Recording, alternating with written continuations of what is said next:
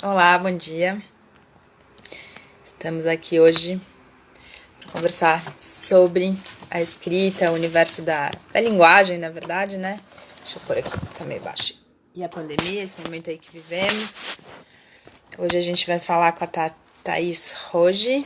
Já chegou aqui, vamos pô-la na conversa.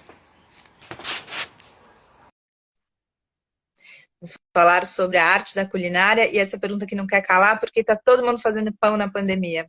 A Tati, que é uma expert em pães. Oi, Tati. Ei, tudo bom? Bem, você? Tudo. Dá para ouvir direito? Tá, só tava aumentando, o meu tava meio baixo. Bom te ver. Também. Bom, a gente veio conversar aqui um pouco sobre isso que você faz tão bem, essa arte da culinária. Mas eu queria começar com a pergunta que não quer calar, você que faz isso tanto e tão bem. O que tem aí, Tati, no pão, que está fazendo com que as pessoas, muitas que nunca tinham feito pão, estejam nesse momento tão, digamos assim, específico, né, tão intenso aí da vida das pessoas em casa, voltando para essa arte milenária e mais do que milenar, que é fazer pão. O que tem aí nisso que está fazendo todo mundo voltar a isso? Você sabe que parece que semana passada saiu uma revista, que agora eu não lembro o nome, em Portugal, que a capa era um pão e embaixo era pandemia. É É, uma pandemia, é o lado bom, assim, apesar de ser um é. momento catastrófico, acho que também é um momento de oportunidade de muita coisa, né? Uhum, E aí, falando de modo geral em humanidade, eu acho que é o momento de conexão. E o momento das pessoas são obrigadas a entrarem para a cozinha, não só para a cozinha, mas para fazer as próprias coisas, que eu acho que, principalmente aqui no Brasil, a gente está muito acostumado, né, numa classe mais privilegiada, digamos assim, a terceirizar tudo. Eu não sei só a classe privilegiada, acho que é uma coisa cultural mesmo que a gente tem. uhum. E a cozinha, geralmente, ou tem alguém que cozinha para você, ou você come na rua, ou você compra comida para chegar na tua casa. E eu acho que o pão, eu sempre fui apaixonada por pão. E eu comecei a fazer o pão, inclusive virou, hoje em dia eu vendo até os pães, dou aula de pão, porque eu queria comer um pão de verdade. Eu adorava pão e o pão não me caía bem. Tanto que virou, né, um dos grandes vilões hoje em dia é o glúten, que as pessoas gostam eu acho que é mais fácil, eu acho que a gente vive na superfície de muita coisa. E essa relação com a comida acaba também ficando um pouco na superfície. Então, o que não te faz bem, é mais fácil vilanizar um glúten, por exemplo, do que Uhum. entender que o pão que a gente tem acesso, de modo geral, em padaria convencional ou pão de forma industrializado, já não tem nada a ver com pão. Então, assim, essas coisas foram caindo, essas fichas devagarzinho para mim. Eu comecei a fazer o pão porque eu queria um pão de verdade e um pão que não me fizesse mal, que fosse com uma digestão tranquila, etc.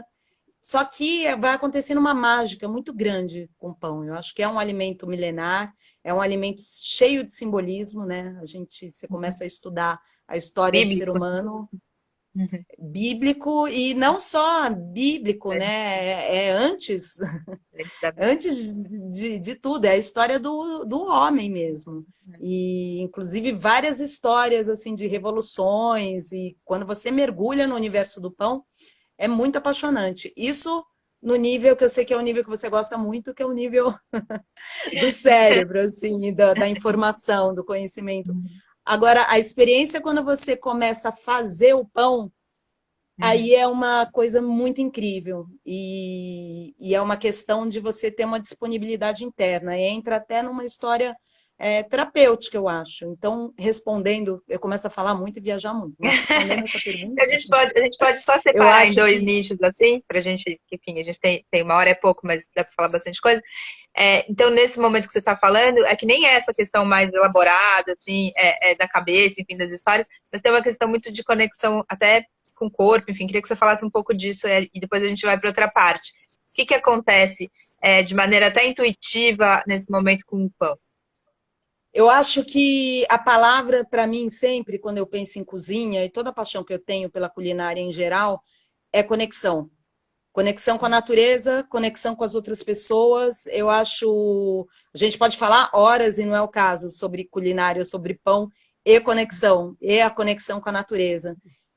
Mas na hora que você começa a fazer o pão e começa a entender, inclusive, que é na simplicidade, o pão que eu adoro falar, o pão que eu faço é o pão de antigamente, porque é o pão que leva água, farinha, fermento, são leveduras e é o fermento natural, leveduras, farinha, você alimenta ele com mais água e farinha, e tempo. Existe um outro tempo. Eu acho que isso é uma coisa que todo mundo está vivendo nessa pandemia. Se você sai do lado complicado, do sofrimento, ou de toda a questão política e tudo que envolve, e a dor do outro, etc., mas se você começa a entrar para dentro e conectar com você mesmo, o pão é uma boa porta para isso, é uma boa oportunidade, porque é, é aí que você entende que a comida e o ato de cozinhar tem a ver muito mais com bruxaria do que com um laboratório, sabe? O Uhum. pão, ele vai te mostrando muito isso. E quando eu falo da bruxaria, é porque você pode ser muito técnica. Aliás, eu dou aula falando, olha, tudo bem, você pode usar a balança, você tem a receita, você parte de coisas muito técnicas, e é importante o conhecimento e a técnica, mas você começa a mergulhar para dentro, a partir do momento que você sai desse tempo que, de repente, a gente passou a viver muito acelerado, que não tem a ver com o tempo natural das coisas, não tem a ver com o tempo da natureza, né? Do fluxo. Então, quando você passa a fazer pão, você começa a viver um agora já, né? É uma coisa que a gente tem muito, quem convive com criança, criança pequenininha, começa a perceber, é muito mágico isso. Às vezes a maternidade traz muito isso para a gente, né? Porque reconecta com um tempo do presente, do viver presente. Eu acho que em momentos também de pandemia, é um meio de sobrevivência para a gente é viver o agora já, com muita força e com muita qualidade. E o pão também traz isso, fazer pão. Por quê? Você falou, esse tempo é a questão de ter que esperar ele, que é uma questão, essa coisa de deixa a massa descansar, né? Tem isso um pouco, assim. Antes de ter filho, eu cozinhava, você é louco, assim, eu cozinho muito, cozinho todo dia. Mas antes de ter filho, eu tinha mais tempo para esse sentido de fazer massa, deixar descansar, que eu adoro esse termo aí. O que tem nesse pão? É essa questão do agora já, é esse tempo que o pão tem que é dele, que não é nosso, a gente tem que respeitar? É nesse sentido? Eu acho que são vários aspectos, Paulo. Eu acho que existe sim esse descansar, é muito bonito, porque na verdade eu gosto de falar que é o outro ingrediente que você está colocando, que é o tempo, né? Então você tem uma outra relação. Mesmo quando eu dou a receita, eu adoro dar receita, eu adoro distribuir levain. Eu até fiz pela primeira vez um videozinho agora, dando a aula, explicando. Mas você. Espera que eu me perdi aqui no raciocínio. Eu perguntei na questão dessa coisa do pão, é ser esse tempo que ele tem, que é dele, essa coisa de descansar a Então, massa. você tem a receita, mas o tempo inteiro eu falo que você tem a receita, mas você tem que conectar com um saber que eu acho que todo mundo tem. Então, existe sim o tempo natural, que tem o descansar, tem o tempo da fermentação, que não adianta você acelerar, pelo contrário, você não chega ao bom resultado se você não der o tempo. É como o tempo para alguma coisa brotar, florescer. A gente é natureza. Eu acho que o pão ele vai te ensinando isso. Por outro lado, é como uma amiga minha que sempre falava, não, imagina, eu não cozinho. Não, não, Thaís, eu compro o seu pão. E, de repente, no começo da pandemia, eu não sei se ela está aí, mas estou falando da Gra. Gramado? De repente, ela estava fazendo pão e estava quente, né, no início da pandemia. Já começou, enfim, já faz 2 meses. E aí, quando começou a esfriar, ela falou, me mandou foto e falou, Thaís, o que está acontecendo? Porque ele está estranho, ele não está borbulhando, ele... Então, você começa a se relacionar e entender que é vivo. É aí que está Ela o começou a ponto. fazer pão no início da pandemia, que estava Tava Estava de quente, uma né? maneira, e depois ela começou a achar que tinha alguma coisa errada, porque ele estava respondendo de uma outra forma. E quando eu faço as aulas, eu gosto muito, você faz no mesmo momento, com o mesmo ingrediente, com a mesma quantidade, e cada um fica de uma forma, óbvio, é Uhum. vivo. E o que eu quero dizer é, você começa a se relacionar, parece papo de duende, mas é um pouco papo de duende, na verdade. Você começa a se relacionar, o pão nunca vai ficar igual, por mais que você seja muito técnico. E aí entra até numa outra história, que eu acho que é um pouco que a gente está voltando como ser humano. A gente entrou numa coisa da indústria, cuidar da nossa alimentação, cuidar do pão, cuidar. E o que é mais importante para qualquer alimento industrializado? É o padrão. Se você compra um suco de uva, você quer, você sabe que aquela marca tem aquele suco, daquele jeito que você gosta. Uhum. Putz, se você comprar daqui um mês, daqui 2 meses, daqui um ano, você quer aquele, porque é o padrão daquela marca, etc. Só que é o Uhum. seguinte, tem um ano que chove muito, tem um ano que não. A uva não tem o mesmo gosto nunca. E eu acho Uhum. que o pão é uma porta disso também, para você começar a entender que é conexão com a natureza e que você não tem que buscar um padrão. Eu comercializo os pães e eu sempre falo isso, o pão não vai, claro, não tem uma variação gigante, mas ele, cada vez, ele vai estar de um jeito. Uhum. E a maneira que você faz, você tem que se relacionar com isso. Agora, hoje está um dia muito frio em São Paulo. Eu não vou Uhum. fazendo da mesma maneira que eu fiz há 2 meses, quando estava um dia muito quente em São Paulo. Então, por Uhum. mais que você tenha uma receita, medidas e balança, se você não confiar e se relacionar com aquilo, por isso que eu falo que é a bruxaria, Uhum. vai dar ruim. Uhum. E isso é legal. A Lenita está falando que o pão é quase uma extensão da nossa energia, né? Você está falando um pouco disso também. Tem também, além da questão, né, pelo que eu estou entendendo aqui, né, e cozinhando, enfim, além da questão do tempo fora de você, tem uma coisa da sua energia também ali, né? A gente acha que energia é uma coisa meio hippie de falar, mas tem uma questão sua, né? Os indígenas têm isso um Então, pouco, né? Tem épocas do mês que as mulheres podem cozinhar, não podem, enfim, tem toda uma questão aí, né? mas eu acho que tem muito preconceito, né, Paula? Quando a gente começa a falar de energia, etc., o povo já acha que você está indo por um caminho, e eu acho que é a hora da gente se despir dessas coisas. Você não precisa nem falar sobre isso. Vai lá e vai fazer pão, que você começa a entender essas coisas, porque é óbvio que tem energia. Se você estiver triste, se você. É óbvio. Uhum, E a cozinha sempre teve muito ligada a isso. Eu acho, inclusive, que é por isso que teve sempre uma ligação muito forte com a mulher, com o feminino, uhum, porque não é questão de mais ou menos, é uma questão de bruxaria. uhum. Existe mago? Existe, mas vem cá, as bruxas dominam, né? Eu acho que tem muito a ver com isso, sim. Uhum. Você falou uma coisa do levain, e é uma coisa que cada vez mais se fala quando se fala de pão, de fermentação. Eu queria que você explicasse um pouco isso, né? Que as pessoas dão umas para as outras, tem aqui um meu, pega, tá vivo, tem que cuidar. Explica um pouco o que que é isso, né? A Silvia falou que é uma conexão com a ancestralidade, né? As pessoas estão falando, a aceitação da nossa imperfeição, a Miriam falou, as mulheres estão comentando. Queria que você explicasse um pouco essa história do levain e do fermento, que tira uma parte, deixa viver, tá vivo, essa coisa de estar tá vivo. Como é que é isso? Do alimento vive. Eu tenho uma grande paixão, assim, tanto que eu não fabrico queijo, mas eu sou apaixonada por queijo e eu revendo de pequenos produtores, amigos que fazem queijos sensacionais.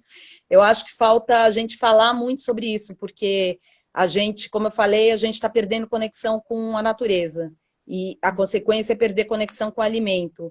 E os alimentos fermentados, assim, são, a gente pode ficar horas falando sobre isso. E é o alimento vivo, que tem a ver justamente com é, o tempo, na verdade, ele vai ser o combustível desses alimentos é, chegarem na sua potência, porque eles são vivos. O que é o vivo? O que é o levain? O levain são as leveduras e bactérias que estão presentes ali, tanto na farinha, que veio já da terra, né, como a gente pode falar de vegetais lactofermentados ou qualquer alimento fermentado, ele vai ter essa propriedade. Eu estava falando de suco de uva, a vinificação natural é outra grande história também que a gente pode discorrer durante muito tempo, que essa bactéria ela vai vir desde a planta. Então, assim, você falar, por exemplo, de vinificação, você tem que falar de ecologia a plantação Ah, tá. Da uva, de como ela fermenta, da tudo isso. uva, da viticultura, mas da planta, porque as bactérias elas estão presentes ali. Então, quando a gente fala do levain, voltando para o pão, você tem a presença desde a farinha dos ingredientes, mas você tem também do seu habitat e da pessoa que está fazendo e trabalhando aquele levain. Então, eu tenho o meu levain, que são as bactérias e leveduras, e eu vou sempre alimentá-lo e renová-lo, porque eu estou sempre colocando mais água e mais farinha. Eu fiz o Então, por exemplo. só para te perguntar, essa questão de ter que alimentar é o que eu acho muito interessante. Como é que você alimenta e faz essa levedura viver e crescer? É isso? E aí você tem que ficar alimentando? Ele começa de diversas formas. Geralmente eu comecei o meu com suco de abacaxi, farinha e água. Se você coloca algum componente, o açúcar ele acelera o processo. Então você pode fazer com uva passa, você pode fazer com suco de abacaxi, com suco de maçã, com caldo de cana, tem mil maneiras. Você inicia o Você põe processo. isso tudo Inclusive, junto, você põe ali junto, deixa e isso vai crescer, você vai coloca numa viver. proporção, você vai cuidando. Geralmente, em 8 dias, você já tem um levain maduro para você fazer o pão. E aí você começa a fazer o pão a partir disso. Ele fica com uma consistência, eu tenho foto, ele pode ser mais parecido com uma massa de pão, que tem gente que gosta de usar ele mais sólido, e ele pode ter uma consistência mais de mousse, mais líquida, porque você pode o alimentar e colocar mais farinha, que tem toda a proteína, você tem todo o glúten, e você pode colocar mais água, numa proporção definida que cada padeiro faz da maneira que gosta. Eu, inclusive, gosto de variar um pouquinho, se está mais frio, se está mais calor, por isso que eu falo, você se relaciona. E é um ser vivo, porque é. E as pessoas têm. Eu acho que a gente desconectou com as comidas vivas. Então, eu percebo muito, às vezes eu dou aula e eu sempre falo: olha, se acontecer qualquer coisa, eu te dou mais fermento. E as pessoas, nossa, eu matei meu fermento. A gente acha que matou. A gente tem uma relação com o que apodrece também, com muito distanciamento. E às vezes não apodreceu. Às vezes ele está num caminho, mas não apodreceu. Porque se você não coloca mais alimento, que é água, e mais farinha, ele vai caminhando para a morte. Você precisa alimentar. Eu Então, matei o meu levain. muita gente fala, eu matei, e daí você chega perto e percebe, não, o bichinho está bem vivo, só dá uma renovada, alimenta mais, dá mais atenção. Enfim, é muito terapêutico por isso, porque você faz uma relação total com a tua relação com o mundo, né? Como você se relaciona com o mundo, como você cuida dos seus, não precisa ser só filhos, como você cuida de si. Então você cuida, não é uma coisa também que te dá muito trabalho, que eu não vou ter. A gente está tão acelerado que eu acho, a gente tem de. É muito desafiador você ter alguma coisa, mais uma coisa para eu cuidar. Ai, não. E na realidade é quase um cuidar de si, porque não é uma coisa louca, não é todo dia, é você entender o funcionamento e, sei lá, você alimenta, coloca mais água e farinha num pote uma vez por semana. Então, se você começa a reciclar lixo, você acha que é uma coisa muito louca. Começar a lavar o seu lixo. E você vê que não. Se alguém nunca escovou os dentes e vou ter que escovar, nossa, que loucura, 3 vezes por dia eu tenho que. Então, assim, eu acho que são mudanças de hábitos. E tem muita coisa no fazer do pão que é um resgate, porque eu acho que é celular. Tem um lugar ali que nunca você vai esquecer, porque é o alimento primordial. O pão. Tanto que às vezes as pessoas falam: nossa, você faz pão, que ótimo, você tem pão sem glúten? Eu levanto uma bandeira, falo: não, meu pão tem glúten, é o pão de antigamente, ele tem glúten.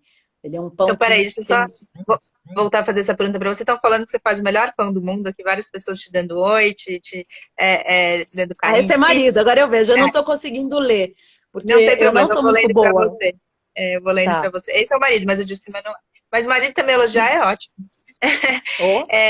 Eu queria que você, então, falasse um pouco isso que você estava começando a entrar agora, né? E juntasse essas duas questões. Por que que o glúten passou a ser tão, assim, demonizado? O que que é essa história do glúten? E aquilo que a gente começou a falar antes, por que que o pão tem a ver com a própria história da evolução da humanidade, né? O que que esse alimento aí tem a ver com a nossa história de maneira tão intrínseca? Tá, então eu vou começar pela segunda pergunta.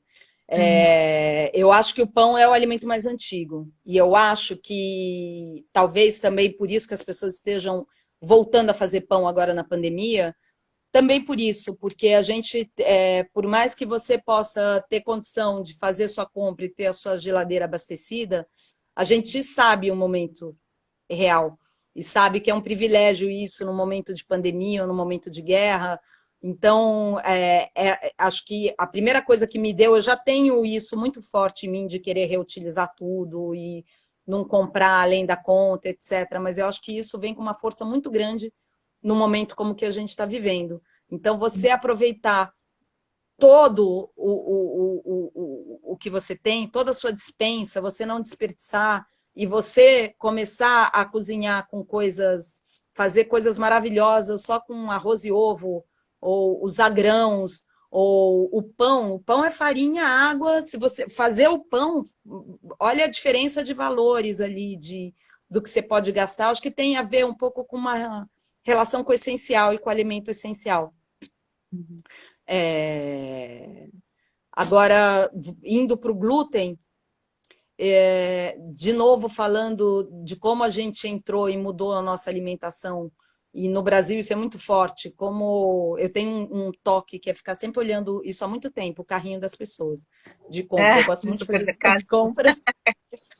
E eu gosto de observar, porque eu gosto muito de observar o ser humano, assim, em geral. E eu acho que isso não tem a ver com classe social. De uma maneira geral, a gente realmente terceirizou o nosso cuidado, a nossa alimentação.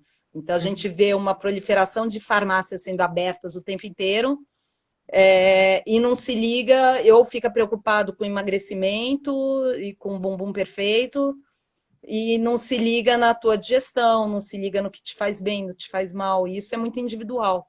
A gente está muito distanciado, né? Então é mais fácil você tomar um remedinho para o estômago e não perceber que, putz, você está exagerando a dose. O glúten é uma substância muito inflamatória. E aí você demoniza e fica achando que é o pão, mas na verdade o pão que você está comendo, hoje em dia um pão francês, ele é vendido, ele é um saco gigante, né? Ele é vendido como saco de pão de queijo, assim, nas padarias. É assim a Aquele fabricação que de... você pôr em casa depois no forno, não é verdade? Eu nunca comprei, Até mas eu pouco já vi. tempo, a legislação para alimentação no Brasil é uma coisa tenebrosa. Se você começa a entender melhor o caso, é assustador mesmo. Não só a questão de agrotóxicos, mas a liberadinha das leis, a legislação mesmo, de fato. Bromato de potássio é cancerígeno, proibido. Hoje em dia é proibido, mas a gente sabe que tem umas escapadinhas, né? Quando Como é que você é o nome? começa Perubato de. bromato de, bromato de Ah, potássio. eu Mas lembro mesmo quando a quando gente você era pega... criança. Você lembra quando a gente era criança começou a ter uma onda de falar do bromato dos pães que deixa eles inchados assim? E eu lembro disso quando a gente era criança. E daí começou a diminuir, você podia pôr menos bromato. E agora ele é proibido, é isso? Ele é proibido. A gente comeu muito quando era criança, né, Tati? Comprovado. Pois é. Então, eu acho que assim, a gente não tem o hábito de ler rótulo, isso é uma realidade. Ou ter a noção de quem está por trás, que empresa, o que é uma Nestlé, quais são as atitudes que ela faz na política e com a humanidade, com o ser humano, o que está mesmo agora na questão de compras, né? O lugar que você compra, o supermercado que você compra, como que você percebe que eles estão lidando com a pandemia, com os cuidados para cada pessoa que entra ali no mercado, com os funcionários? Eu acho que a gente tem que começar a olhar para esse lado quando vai falar em alimentação e comprar seu alimento, seja seu ingrediente ou seu alimento, seu pão. Quando você pega qualquer marca boa, vai considerada boa, integral, que tem chia, que tem tudo que vende. E você olha a rotulagem e você vê 10, 12 coisas assim, uma loucura, e nomes que você não sabe o que Sabe? significa, não sabe para quê. Gente, é no mínimo estranho, aquilo não vai te fazer bem. E assim, eu tenho até sempre uma coisa mais forte ainda com alimentos, que são alimentos que eu como todo dia. Eu como todo dia pão. Eu procuro não comer farinha branca o dia inteiro. Então, é isso um pouco que eu estava querendo dizer do glúten. Você tem uma questão da qualidade do produto que você usa, compra, né, da comida que você come todo dia. Pão, geralmente, é um alimento que você come todo dia. E você tem uma dieta muito pobre, né? As pessoas não se alimentam muito de frutas vegetais. E não tem muita variedade. Assim, eu comecei na pandemia também dar uma receita por dia. Agora eu até estou um pouco. Às vezes eu não estou conseguindo, mas eu gosto muito de falar disso e compartilhar receitas que são receitas muito simples, muito fáceis. Mas utilizando coisas. A primeira coisa que eu falo, até quando alguém me pergunta alguma coisa, eu falo: putz, vai na feira, mais na feira, menos no supermercado, e compra coisas que você não costuma comprar. Sabe? Como um pintor que compra cores muito esquisitas que ele não está acostumado. Aí chega ali e põe na mesa. Hoje em dia a gente tem uma ferramenta muito boa, a internet é incrível. Você aprende, você tem tutoriais maravilhosos e você tem sites de culinária maravilhosos. Compra umas coisas muito loucas, vai lá, vê o que você tem e entra na internet, pega uma receita e começa. Eu acho que a gente tem travas, assim como tem travas. Nossa, o levain, eu não vou dar conta. Não, eu vou matar o bicho. Relaxa, não vai. Nossa, eu não sei fazer pão, sabe? Uhum, Vai e faz. Eu acho que a gente tem que destravar, sabe? Em uhum, relação à cozinha. Porque todo mundo sabe, a gente só está distante há muito tempo. uhum. Você falou isso, né, dessa desconexão, como se. E eu ouço muito também, nossa, mas você cozinha todo dia? Eu penso, eu cozinho, eu como todo dia, tem, né? Então, assim, como a cozinhar ficou uma coisa, tá? E você tem esse privilégio, eu penso, não é um privilégio, é uma escolha, porque dá trabalho também, obviamente. Então, da onde que veio essa história de cozinhar um negócio assim? Eu ouço isso muitas vezes, é um privilégio. Cozinhar é um privilégio. Como é que. É o oposto, né? Quer dizer, para você não cozinhar, você vai Então, eu gastar acho muito que mais dinheiro, você vai, né? Enfim, é muito mais caro não cozinhar, na verdade. Por que que virou esse estigma tão gigante e um pouco de medo que as pessoas têm, né? Assim, de chegar perto, como se fosse algo que vai, sei lá, trazer alguma coisa aí que tá escondido, né? E como é que você eu sou começou isso, otimista, Tati? assim. Só Eu juntando duas acho que esse. questões? Só juntando as duas, como é É, que você chegou nisso? Porque quando eu te conheci, você era atriz. Atriz também nunca se deixa de ser, né? Mas enfim, você trabalhava mais com isso. E aí, como é que você chegou nessa questão de falar isso que eu quero fazer, né? Você contar um pouco do seu caminho, que eu acho que ajuda nessa questão. Tá. Eu acho que eu estava falando, eu acho que eu sou otimista, porque eu acho que esse tempo e essa oportunidade, não são todos que vão pegar, mas é uma oportunidade mesmo, perceber a importância de você se conectar com o alimento, com a cozinha e com o ato de cozinhar. Eu sou super fã do Michael Pollan, ele escreveu um livro, não sei se você já leu, ele fez ao mesmo tempo um documentário que tem no Netflix, Deu uma que é o travada Cooked. aqui. Peraí, deu uma travada. Você pode falar de novo? Você é fã, aí não deu para entender o Posso. nome. Michael Pollan, ele é um jornalista americano especializado em gastronomia. O penúltimo livro dele virou um documentário no Netflix e ele fez o livro. Eu recomendo sempre muito o livro e o documentário, porque é Como justamente ele chama? falando, chama cozinhar, Como chama? a arte de Cozinhar. cozinhar. Uhum. E ele separou, inclusive, o documentário em 4 elementos, que é muito interessante: água, ar, fogo e terra. E ele coloca ali, ele aborda o ato de cozinhar dessa forma. E é super dinâmico, é bem interessante. E eu acho que tem a ver, de novo, falando da conexão que eu estava falando antes. A gente se perde, a gente se vicia muito no celular e nas mídias, e entra no Instagram, e quando você vê, você ficou horas ali. Né? Uhum. A gente ainda tem uma dificuldade em administrar tempo. E, de repente, está desconectado da cozinha e não está percebendo que, putz, a saúde começa aí, né? No momento de pandemia, a primeira coisa que veio para todo mundo também, eu preciso estar forte, porque se eu pegar esse troço, meu corpo precisa responder a isso. E o que é a primeira coisa que você tem que fazer, além de cuidar da mente? Aliás, você não tem que desassociar, né? Mente e seu corpo físico. Mas você tem que estar com imunidade alta e estar se alimentando bem. Então, quem é a melhor pessoa que pode fazer comida para você? Você mesmo ou alguém que te ama muito. E hoje, tudo bem, a gente também não há como antigamente. Enfim, a gente também não vive como antigamente, tudo bem. Mas você tem 1000 estratégias para se ajudar. Eu brinco que são as assistentes de cozinha minhas mesmos que vão funcionando e vão ajudando, sabe? Estratégias de você já lavar, técnicas mesmo, de usar toda a sua compra e organizar para que você realmente não fique o dia inteiro na cozinha, que você faça outras coisas. É possível, é possível. E a prática que vai te ajudando também a funcionar dessa forma.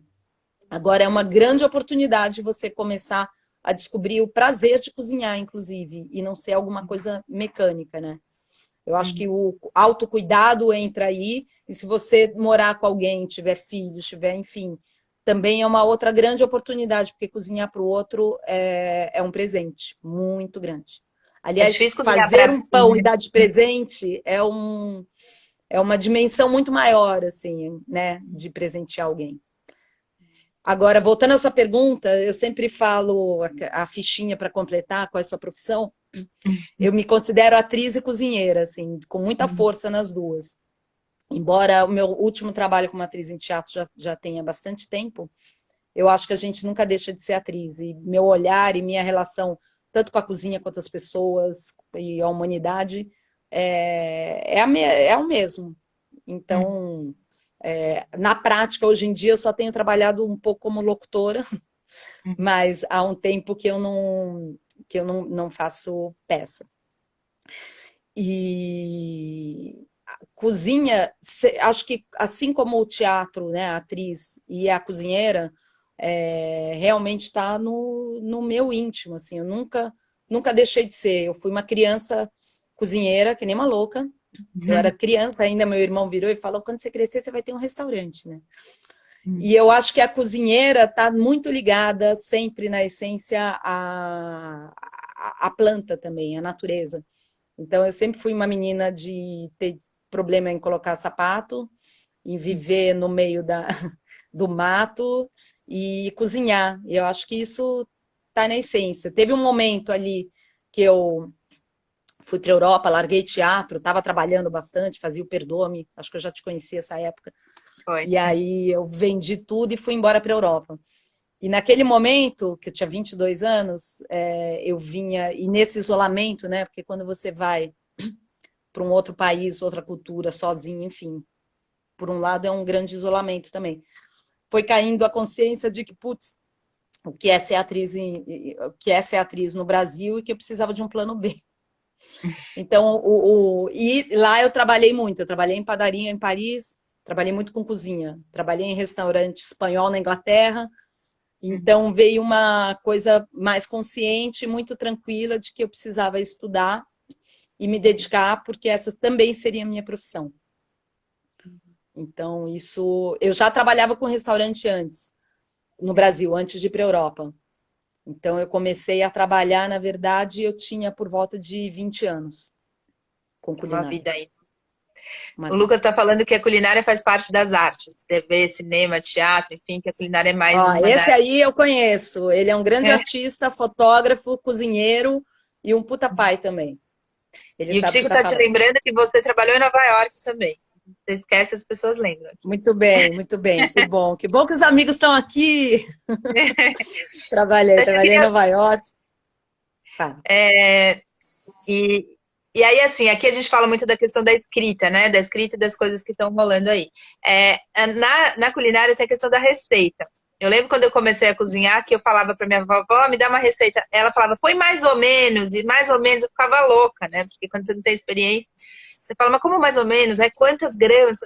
Queria que você falasse um pouco da relação com a receita, né? Que muitas vezes, ainda mais hoje com a internet, você fala, vou cozinhar, vou pegar a receita. Ah, mas eu segui a receita Sim, certinho, não deu certo. Aí falam também da questão dos doces, né? Que essa parte tem que ser muito certinho, as receitas, nos outros sim. nem tanto. Queria que você falasse um pouco dessa relação de cozinhar com a escrita, com a receita, né? Eu acho que quem está acostumado a cozinhar, e a grande vó ali, que cozinha e tudo mais, você fica, mesmo agora que eu escrevo, putz, você tem que, vou postar essa receita. Ai, que preguiça. Porque aí você tem que colocar as medidas, etc. Dá uma preguiça para quem tá na raça e cozinha pra caramba. Mas quando eu voltei dessa viagem, depois de um tempo fora, eu conheci a Rita Lobo. E ela estava abrindo o restaurante dela e deu um link muito grande, porque eu gosto muito de escrever também. E a gente ficou muito próximo essa época e a gente ficava horas nos livros, porque não tinha site, mas os livros de culinária e a gente pensava em comida. Eu penso em comida realmente o dia inteiro. E sempre fui assim, eu acho. E aí, daí eu voltei para o teatro, eu ficava ainda com o pé, fui fazer uma peça, enfim. Quando ela começou o Panelinha, ela me chamou para trabalhar com ela. E era extremamente novo. Isso foi no começo do IG, começo do UOL. Eu acho que foi lá pelos 2000, por aí. Enfim, que loucura, já faz 20 anos. É. Tudo agora faz E 20 anos. aí, Tudo agora faz 20 anos. tudo é 20 anos. A gente não tinha aqui no Brasil ainda, não tinha muito no mundo, né? Mas não tinha um site de culinária. E a principal tecla que ela falava é que a gente tinha que colocar panelinha, receitas que funcionam. Receitas que funcionam. Era essa tecla, porque a gente queria que as pessoas cozinhassem e desse certo, né? Não desistisse, porque as pessoas acreditam muito pouco nelas mesmas, eu acho, para ir para a cozinha. Então, se a receita não dá certo, dá uma sensação de falência. E que é triste, ela desiste, sai da cozinha e não volta nunca mais. Então, a gente tinha essa coisa de escrever, aprender a escrever e pensar naquela pessoa que nunca entrou na cozinha nem para fritar ovo. Então, assim, pegue a panela, coloque no fogo. A cena era um puta saco, mas era necessário. E foi muito bom, porque foi minha formação, de certa forma. Como eu fiquei anos trabalhando ali, o começo do Panelinha, eu era editora do site. Então, eu escrevia a receita o tempo inteiro e a gente testava, media, ficava com a balança. Era tudo muito certinho. E era importante. Tanto que o Panelinha, hoje, enfim, a Rita tem milhões de livros, é muito importante, fez muita gente cozinhar, o site é uma referência, sempre que alguém, mesmo minha mãe, e às vezes eu tô com preguiça, entra na Panelinha, mãe. É uma boa referência. Aliás, queria dar outras até, se alguém quiser. Eu gosto muito da Neide Rigo, sei lá, há mais de 10 anos também, desde o início do blog dela. Eu acho ela uma super cozinheira maravilhosa, uma mulher generosa, entende de planta, de punks como ninguém, e de comida. Ela tem também tutoriais para fazer pão, quem não conhece, acho que vale a pena. O Panelinha. E voltando só à sua pergunta, você falou da parte da confeitaria também. A parte da confeitaria, para mim, sempre foi o lado mais desafiador, porque eu sou muito intuitiva como pessoa, então a minha cozinha acaba sendo também. Mas, por mais que você não seja a indústria, tem um lado ali que você tem. Em restaurante você aprende isso. Você não pode ficar viajando muito, porque um padrão, é que eu não gosto dessa palavra, mas você também não pode viajar, né? A pessoa vai lá e quer comer a mesma coisa. Eu tenho um prato, por exemplo, triguinho marroquino. Tem gente que olha para mim e eu tenho o nome de triguinho marroquino para a pessoa. Eu não Triguinho? posso ficar. Triguinho Eu marroquino. uso o trigo para quibe e é para comer com coalhada, enfim, com castanha de caju, é um prato. Então, assim, você tem que ter. Só que na confeitaria, isso tem que ser muito preciso. Muito. Ele está muito mais ligado mesmo ao laboratório, como eu falei no começo da live, do que a feitiçaria. Porque senão as coisas não dão certo. Porque tem muito a ver com as ligações químicas ali e tempo. Você tem que ser muito preciso. Geralmente a precisão na culinária ela se dá com ingrediente bom, com tempo, com temperatura, né? Quase como um laboratório químico, mas tem muito a ver mesmo. E a confeitaria está muito ligada a isso. O pessoal está falando aqui que o Panelinha funcionou mesmo, Wagner, a Mari, então falei mais uma pessoa que eu não peguei o nome aqui, falando obrigado, porque o Panelinha é uma referência. Para mim também, quando eu vou cozinhar com meu filho, quando você falou, pega lá, abre a panelinha, que ficou, né? Acho que por ser também um dos primeiros. Isso ficou. Você falou dessa questão de fazer teste, isso é uma grande curiosidade, porque hoje em dia tem muito programa de culinária na TV, né? Até minha avó falou, eu não quero ver eu não quero, eu ligo a TV, se eu não quero cozinhar, eu nem ligo a TV, que só tem programa de culinária. Como é que é essa questão do teste na cozinha? Porque a gente que não é da área, né? Você faz uma receita que não dá certo, você tem que jogar fora, ou enfim, não é exatamente do jeito. Dá muita tristeza isso que você falou, né? É super difícil lidar com essa frustração. Como é que é essa questão do teste na cozinha, né? Para quem trabalha com isso. Você falou desse triguilho da Thaís, a Mari falou que adora. Como é que é inventar a receita? Como é que é testar as coisas? Você falou de não desperdiçar. Quando não, o que é não dar certo a receita? Como é que você lida com isso?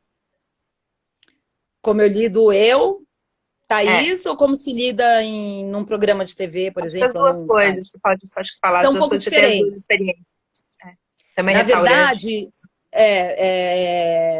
num lugar profissional, seja um restaurante, um programa de televisão, ou um site, um portal, as pessoas envolvidas ali já têm uma bagagem, já são profissionais. Então, assim, ninguém vai começar uma coisa muito esdrúxula, porque, né, quem é profissional, você olha uma receita, você já fala, isso não vai dar certo. Então, geralmente, você já não vai arriscar nada absurdamente. Muitas receitas, isso da história da humanidade, surgiram porque deram errado, né? O queijo provavelmente foi isso, o iogurte, porque o iogurte coalhou, porque ele sai quentinho do animal, deve ter ficado um pouco ali na bancada, de repente ele já vai acontecendo o coalho natural dele, a lactação, e virou queijo. Então, o triguilho, por exemplo, no início, eu gostava de um prato que eu comia no Spot. E eu gosto muito de um chefe que chama Ottolenghi, que usa muitas especiarias e muito. Apesar de que essa época não era tão Ottolenghi. Acho que eu gostava do Bazergan do Spot. E aí, e gosto muito de comida árabe. Enfim, tinha aquele trigo árabe e comecei a fazer. Mas no início eu colocava carne. Até porque eu comia mais carne, hoje em dia eu praticamente não como carne. E lá pelas tantas eu tirei a carne e coloquei, enfim, eu vou meio no caldeirão da bruxa quando é na minha casa, porque é uma coisa segura. É difícil um alimento não dar certo. Mesmo um bolo quando fica solado, quando. Tudo bem, mas é difícil realmente você errar ao ponto de jogar no lixo, né? Um alimento. Não sei se eu te respondi. Mas o que você faz, por exemplo, não deu certo a receita, você faz o que você olha aquilo e fala, vou transformar em outra coisa? Como é que você Eu lida acho com que isso? se É quase transforma, não jogar fora.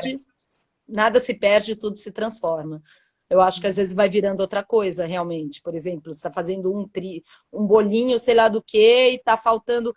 Quando você começa a ter mais conhecimento e prática, e às vezes no conhecimento ele vem de diversas formas, né?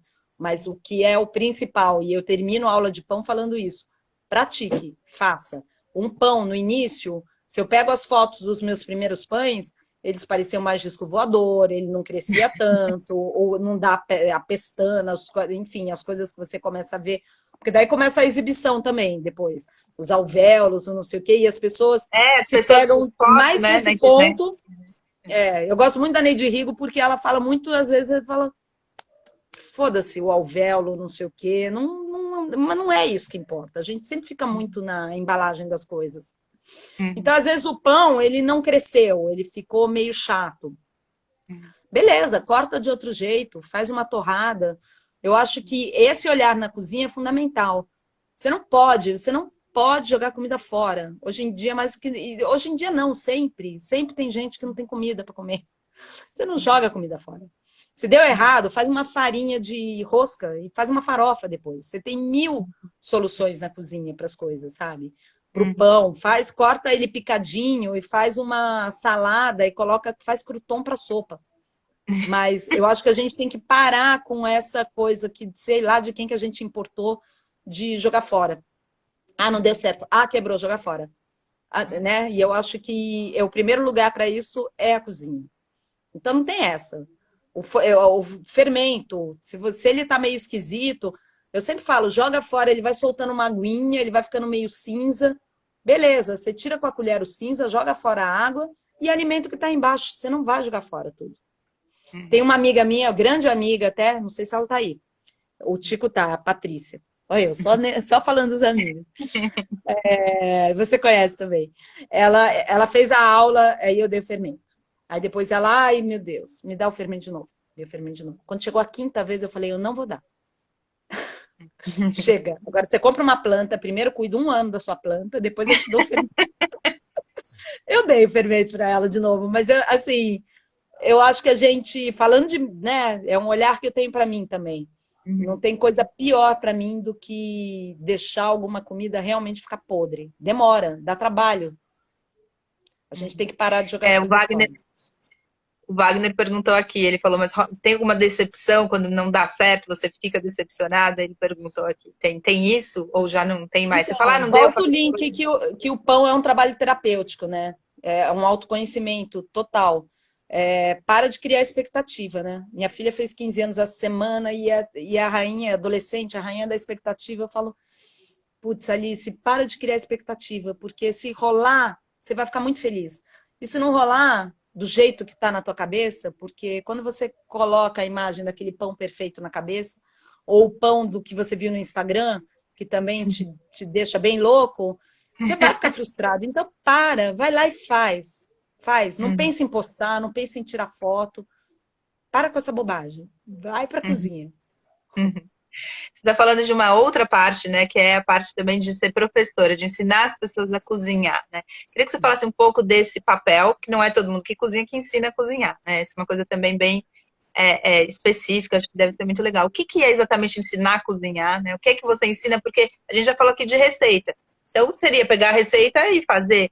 O que tem nessa mediação entre a receita e a pessoa e a comida que é importante aí? Esse papel desse, digamos, professor, né, para culinária. Então, eu acho que aí a atriz entra muito, sabe? Porque mesmo para fazer o pão, para fazer qualquer aula, no começo do Panelinha a gente tinha uma cozinha experimental, às vezes dava aula, e aquela coisa de estar lá no cooktop, na frente, as pessoas, cada uma na sua carteira, anotando. Eu comecei a perceber que eu não gosto disso. Eu não gosto que a cozinha não funciona assim. Então, não importa que receita seja, que seja para o pão ou para uma receita, é uma roda, é uma relação. Então, é muito importante você, de novo, a palavra conexão. Se não rolar a conexão ali e a relação verdadeira, não adianta, porque a cozinha, é como você falou, abrir um site, copiar, pegar uma balança e colocar, é possível até que a comida fique boa, mas você ficou na superfície também. Eu acho que cozinhar é mais além. E quando eu comecei a dar aula de pão e perceber isso com muita força, que realmente é uma roda, a gente faz uma roda. E a gente começa a conversar e Uma roda trocar. mesmo, literalmente. Está falando que é uma roda, Uma literalmente. mesa, né? Geralmente eu não gosto de fazer grupo grande, porque eu percebi que a potência não chego na potência que é você fazer uma roda para fazer pão junto. Eu comecei a perceber que era isso. Claro que eu tenho a apostila, tem técnicas, mas que se não acontecer dessa forma, e no meio lá, que está todo mundo fazendo pão, começar a rolar uma conversa e um prazer de estar ali, naquele momento, ou agora já, de estar presente, a coisa não funciona. Eu acho que isso é uma coisa que só pode ser vivenciada, experimentada. Então, claro, você pode pegar, tem 1000 tutoriais na internet para você aprender a fazer pão, acho muito legal, acho mesmo, porque é uma ferramenta, né? Ainda mais agora que está todo mundo isolado. Mas nada como teatro, né? Nada como se relacionar, nada como todo mundo tá junto fazendo pão e de repente uma pessoa que você nunca viu na vida começa a contar uma coisa super íntima dela ou não, ou são papos assim, soltos, mas acontece uma relação de verdade ali. E esse é o lugar da cozinha, eu acho. Lugar da cozinha, esse lugar de encontro, de conexão, de fazer essa conexão da pessoa com ela mesma e com os outros. Um pouco isso. Exatamente. Exatamente. Até porque você citou em algum momento também a ancestralidade. A ancestralidade é uma coisa muito presente, que a gente está muito desconectado, né? Também. Isso não tem a ver com religião, tem a ver com uma conexão. E a cozinha carrega muita ancestralidade, por isso que eu gosto de falar, putz, você sabe fazer pão. Relaxa, vai lá e faz o que você sabe. É um saber que está aí. Eu queria falar um pouco dessa questão dessa ancestralidade, dessa coisa de ser feminina e tal, porque tem gente que não tem, né? Então, assim, por exemplo, a minha mãe nunca cozinhou, nunca. Tanto que eu só fui cozinhar com 25 anos e ver que eu amo cozinhar, né? Quando eu saí de casa que eu fui começar a cozinhar. Então as pessoas falam, sabe aquela comida de mãe? Sabe aquela coisa de ir na casa da mãe? Eu, não! Isso sempre foi muito, tipo, triste, sabe? Pra mim, porque tinha esse estereótipo, a mãe cozinha, o bolinho da mamãe, a mamãe na cozinha. Eu nunca tive isso. Eu sou essa mãe, inclusive, porque eu não tive essa, né? Mas eu queria que você falasse um pouco que tem gente que não tem, né? Mulheres, principalmente, são muito cobradas. Então, tem mulheres que falam, depois que eu me separei, nunca mais cozinhei, eu tinha que cozinhar. Tem isso também, né, Tati? Nem todo mundo tem essa chama, assim, né? Como é que, e Claro principalmente que as mulheres que são tem. muito cobradas. Como é que é isso? Não, essa chama que eu digo assim, eu vou cozinhar, eu tenho um amor por isso. Tem alguma coisa aí que talvez essa cobrança social também possa matar, não é? Eu queria que você falasse um pouco disso. Então, eu acho que agora é a hora também da gente começar a refletir um pouco de cobrança social, né? Porque a maternidade entra aí também. Tem mulher que não quer ter filho, não é maternal. E beleza, e é assim. Óbvio que a gente generaliza, você tem elementos femininos ali do cuidar, e você tem elementos masculinos das coisas, né, de sair para a rua, da caça, da guerra. Mas nem todo mundo é assim, e tá tudo bem também. Eu acho que é uma coisa muito forte, é uma coisa feminina. Eu sempre falo que tem a ver com a bruxaria, mas tem mulher que não é assim. E a gente tem que parar com essa coisa padronizada, rotulada e essa cobrança social, né?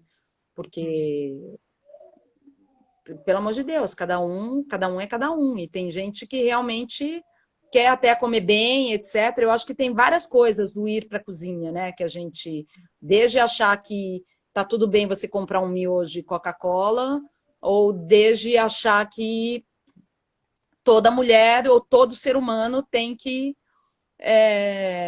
ter o prazer na cozinha. Às vezes não tem. Tá tudo A bem. minha mãe tá aqui, ó. Ela falou, mas agora eu descobri a cozinha, talvez até pelo seu exemplo, ancestralidade reversa. Vou chorar. Tá vendo? Ó, que lindo. Isso era outra coisa que eu ia falar também. Eu tive uma avó que cozinhava muito, e a filha mais nova, que cozinha até hoje, é uma super cozinheira também. E minha mãe é a filha mais velha. E minha mãe sempre gostava de falar, não, eu não sei cozinhar. Não, eu não cozinho. E eu tenho, o olhar que eu tenho hoje, ela cozinha muito. Ela é suave, eu acho que é uma questão de insegurança no taco dela, e eu acho que é um grande trauma, porque ela teve uma mãe e uma irmã super fortes, pentelhas, que viravam e falavam, e tiravam um sarro do que ela cozinhava. E eu acho que cozinha, por um lado, ele é muito desvalorizado, né? Hoje em dia. Quem que cozinha, puta, é desvalorizado. Tanto que eu gostava, você é chefe de cozinha? Não, eu sou cozinheira. Não, não, eu sou cozinheira. Tem uma questão. Mas, por outro lado, quando você vai para a cozinha e falha, entre aspas, porque eu acredito que não existe muita falha, é uma questão da expectativa, a gente já falou disso, te dá uma sensação muito frustrante, muito forte. Muito de, putz, eu não consigo fazer um bolo. Por um lado é muito desvalorizado, mas por outro você se sente péssimo. Como que eu não sei fazer isso? Então eu acho que está na hora da gente parar com essas bobagens, assim, parar de dar importância para umas cobranças, parar de ter uns bloqueios. Daí é mais fácil falar, não sei cozinhar, não gosto de cozinha, não, mais fácil, não. E não é assim, entendeu? Pelo amor de Deus. Eu lembro de uma amiga que não aguentava, que eu falava, miojo, beleza, quer comprar seu miojo, tudo bem, mas você precisa entender o que é isso. Você sabe o que é isso? Se você entender o que é isso, tudo bem. A hora que você entender, você não vai comprar e dar para o seu filho. E se você comprar, que seja uma lata de tomate pelado e um macarrão que você cozinha em 10 minutos, vai ser melhor e não vai ter tanta porcaria como o miojo tem. E você vai gastar o mesmo tempo. Então... A sua mãe falou, agora quem vai chorar sou eu, mãe da Thaís. Tá muito emotiva, assim. Essa live mais todo emotiva. mundo. Qualquer motivo a gente chora. Eu queria que agora que a gente está chegando nos últimos minutos, aqui a hora passa super rápido, né? a hora não dá para quase nada. Mas eu queria que você falasse um pouco, desse algum, você já deu várias indicações aí de sites, de pessoas bacanas para serem seguidas, mas eu queria que você desse alguma dica para a pessoa que quer aproveitar esse momento para começar a se relacionar com a cozinha, com a culinária, não sei se é alguma coisa relativa a pão também, como é que começa, o que que lê, o que que faz, e alguma receita, alguma coisa que você acha que pode ser interessante para a pessoa começar a se envolver com essa história. E seus contatos, né? Onde as pessoas te acham. Eu acho que a primeira coisa, como eu falei, é você ver da onde que veio o ingrediente. Não é uma coisa do outro mundo hoje em dia, né? Principalmente em São Paulo, você comprar direto de um produtor rural de agricultura familiar. A gente não abordou isso hoje, mas cozinha é um grande ato político, né? O ato de cozinhar e de comer. Vou fazer uma live E sobre isso aqui consumo. também. Vou fazer uma live só Acho sobre isso. fundamental.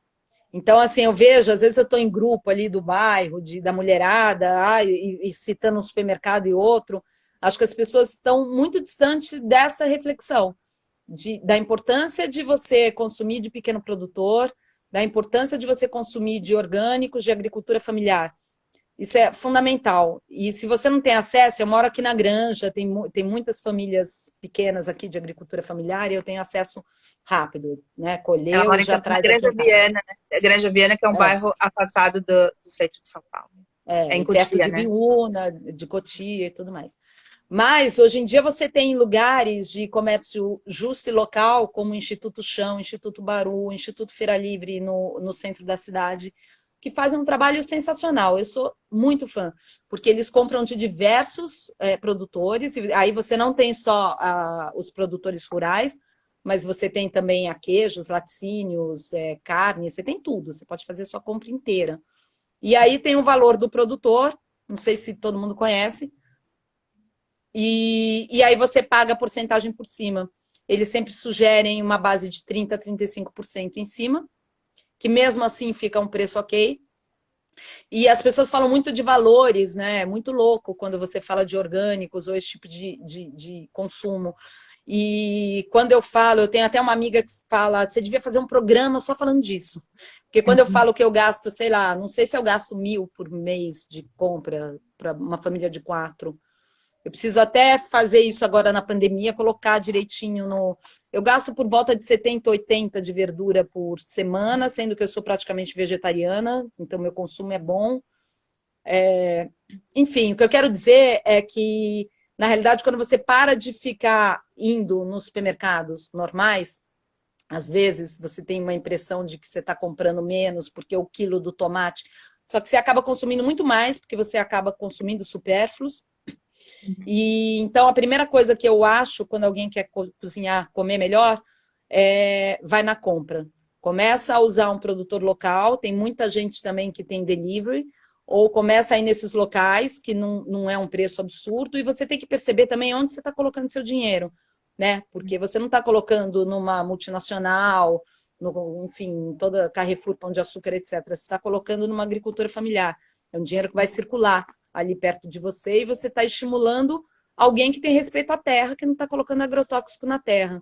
Isso tem um valor, né? Eu acho que a gente tem que começar a entender os valores das coisas. E voltando à pergunta, assim, quando você começa a ter uma cesta de vários vegetais e legumes e tem acesso a alguns sites que você pode começar a aprender a cozinhar por aí, ou começar a seguir algumas pessoas no Instagram, tem muita gente que coloca a receita ali. Essa é uma maneira de você começar a comer melhor, porque isso eu sempre falo, as pessoas falam, nossa, você tá magra, é sempre a questão do emagrecimento e o bumbum perfeito. Meu bumbum não é perfeito, mas eu percebo que hoje, assim, com meus 45 anos, eu tô muito mais equilibrada fisicamente, com saúde, minha digestão é muito boa, meu corpo funciona muito bem, eu não tomo, é muito difícil eu tomar remédio, enfim, eu me sinto muito saudável, e eu acho que isso tem muito a ver com a alimentação, que eu acho que eu fui melhorando muito. E como que se dá isso? Não é tirando o glúten, a lactose, eu acredito muito, que é você somando.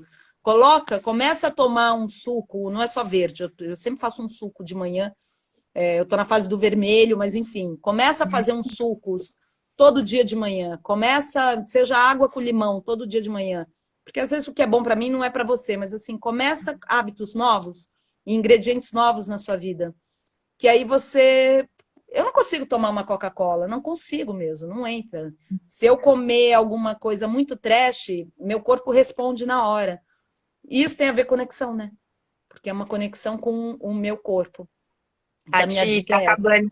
Tá acabando. Eu Daqui a falo pouco a muito. gente. Não, é ótimo, As pessoas que trago falar, eu falo muito. Se não falasse, não teria, porque o Instagram daqui a pouco derruba a gente. Super obrigado, foi ótimo. Eu também Sigam a adorei. Tati, ela tá aí nas redes sociais todas, né? E obrigada por você ter vindo. Obrigada, adorei.